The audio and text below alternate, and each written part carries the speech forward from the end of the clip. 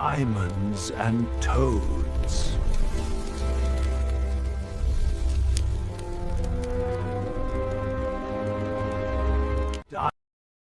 Once upon a time, in a quiet little village at the edge of a forest, there lived a widow and her 2 daughters. The elder, Clarice, was the very image of her mother, sharp-tongued, proud, and vain. The younger, Marianne, was gentle, patient, and kind-hearted, just like her late father. Their cottage was humble, with ivy creeping up the stone walls and a small garden of herbs and wild flowers that Marianne tended daily. Though poor in possessions, it was often rich in the scent of rosemary and thyme, and when the sun set over the hills, the whole place glowed gold. But despite the simple beauty of their life, the house was full of discord. The widow loved her elder daughter dearly, too dearly, and could see no fault in her. Clarice was indulged in every way, praised for every word, excused for every cruelty. She dressed in ribbons and lace even when there was barely enough bread on the table. Marianne, by contrast, wore plain dresses mended at the hem and sleeves. She did all the work, fetching water from the distant well, washing clothes, cooking, cleaning, and tending the fire in winter. Her mother's voice was sharp whenever she spoke to her. "Stop daydreaming, Marianne. You will never be anything but a servant if you keep your head in the clouds." But Marianne did not answer back. She had learned long ago that kindness was the only armor she could afford. One summer afternoon, the sun was fierce upon the fields, and the air shimmered with heat. The widow realized there was no water left in the house. What have you done with it all? You were supposed to make it last. Go to the well at once. The one beyond the orchard. Go. It was nearly a mile away, and the path wound through dry grass and thickets of briar. But Marianne said nothing. She lifted the jug, tied a kerchief over her hair, and set off. The air was heavy with the buzzing of bees, and her feet brushed the dust of the path. By the time she reached the old stone well, her arms were trembling with fatigue. She lowered the bucket, filled her jug carefully, and sat on the edge to rest a moment. It was then she heard a faint voice.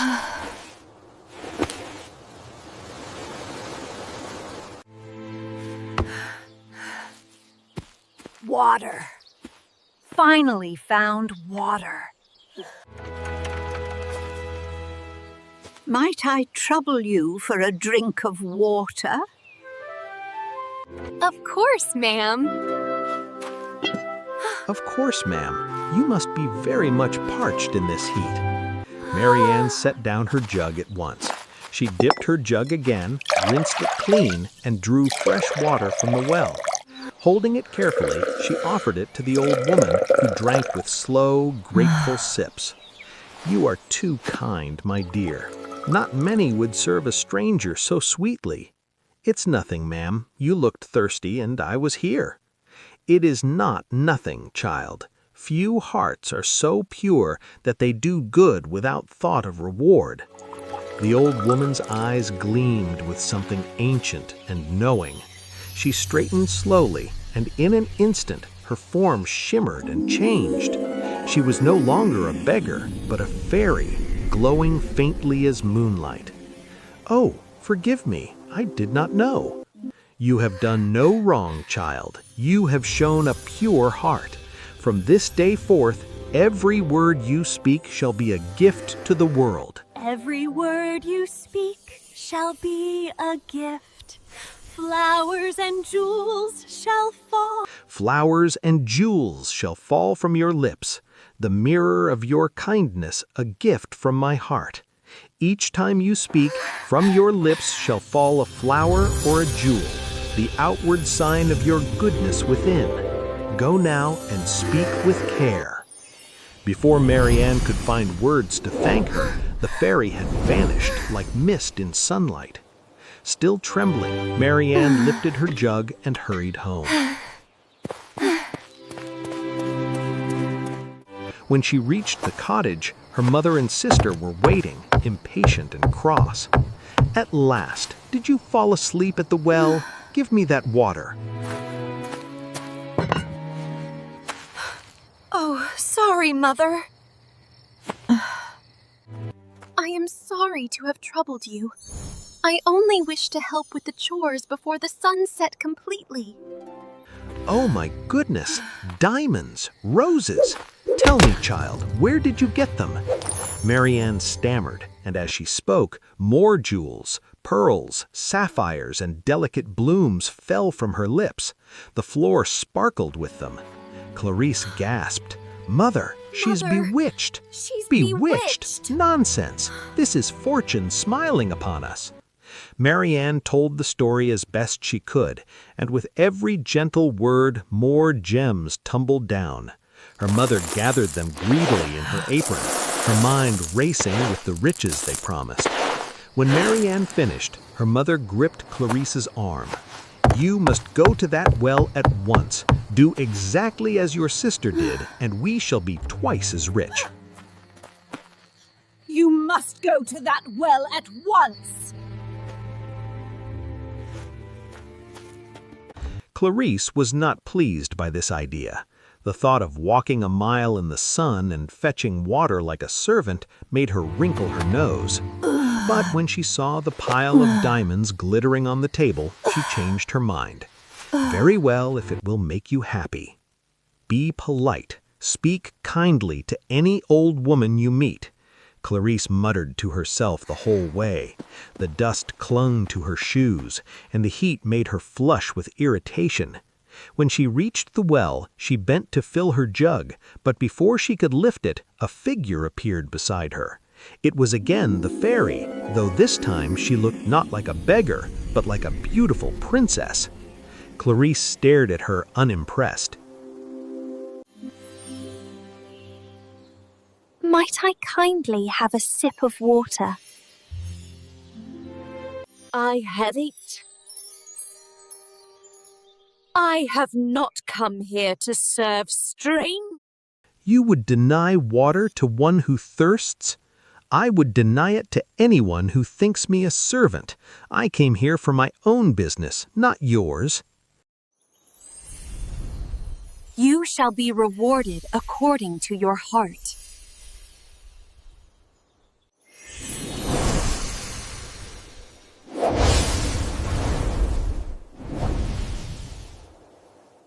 Clarice blinked, startled, but shrugged. "What nonsense," she muttered, and began the long walk home. "Please let her have met the lady. Please let her be blessed." "Some old fool asked me for water, but I sent her away." Before she could finish, a toad leapt from her Some mouth old and fool landed asked on the me floor. for water.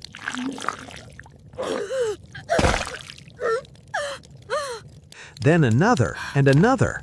The next word brought a snake coiling and hissing. "What is this? Stop it! Stop it at once!" But Clarice could not. Each angry word brought another creature slithering from her lips. The room filled with croaking and hissing until the widow fled into the yard, crying out in despair. "Oh my! This is your doing. You've cursed your sister." This is your doing! Get out! "No, Mother. Get out. You have brought ruin on your sister and on me. Get out. Get out now." The sun had just begun to set when Marianne left the house.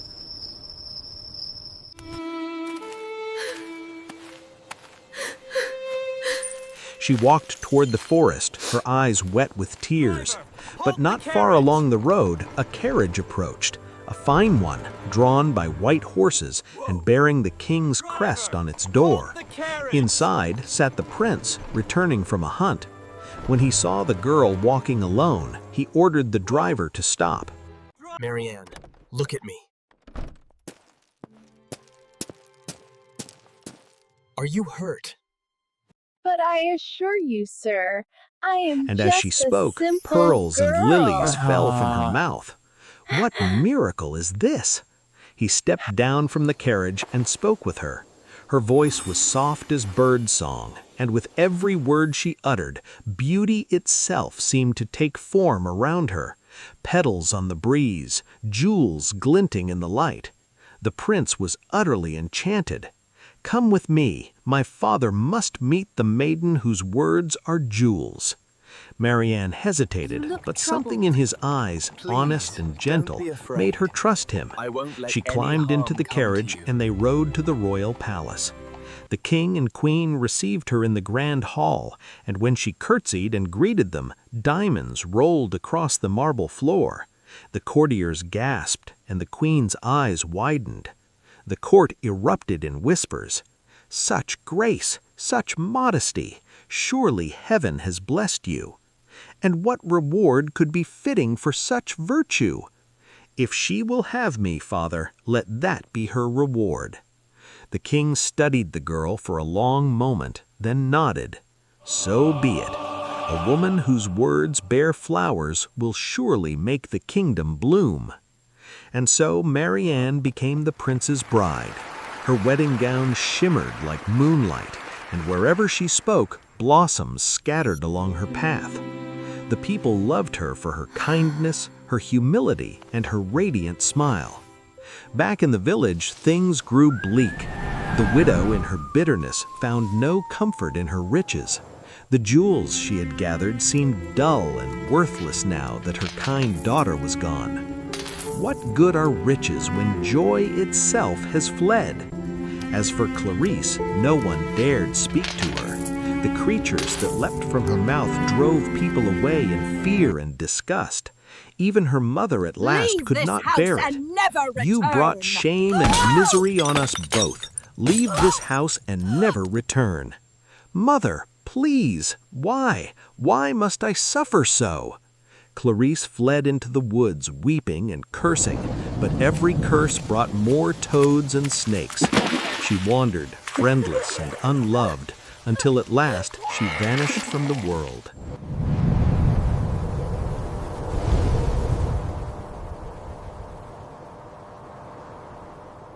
Some say she still haunts the forest paths, her words croaking from the mouths of frogs by the well.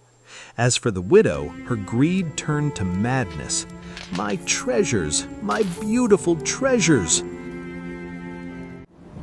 She lived alone, surrounded by the fading remnants of her stolen jewels, until one cold winter night she was found dead beside the hearth.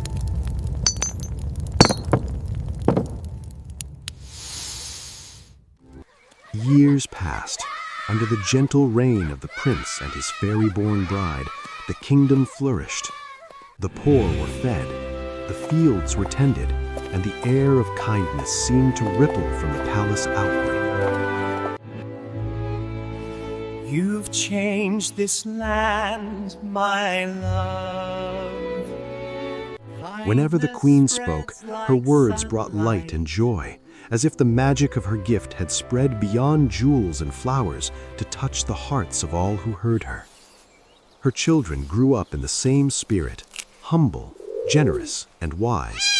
And though the fairy who had blessed her was never seen again, the queen often felt her presence in the quiet moments, like a faint perfume of roses on the air.